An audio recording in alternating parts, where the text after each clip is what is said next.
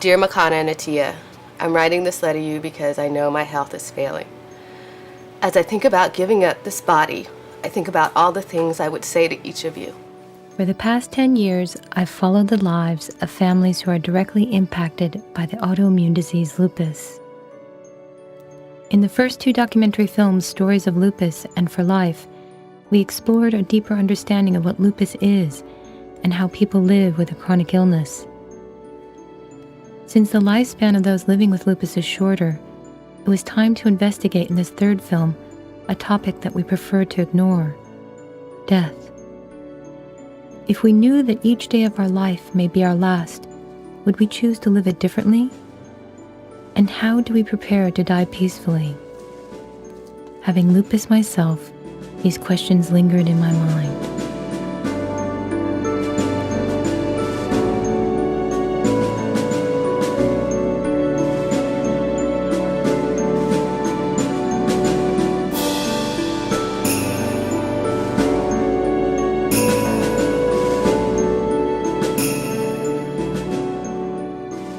When I coded March before last, the man who was in ICU was a 30-year specialist, and he called my mother and told my mom I had approximately 4 hours to live.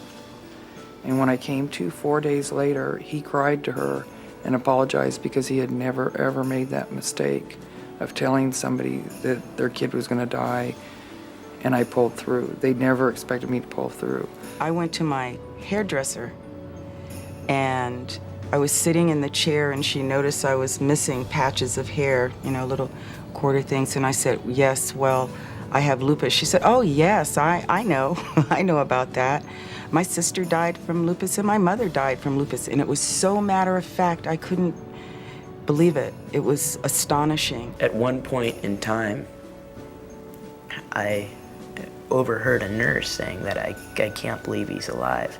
They had thought I was out of the room. I mean, they thought I was out unconscious when they said it, and I heard 2 nurses talking. And really at that point, I became determined to live.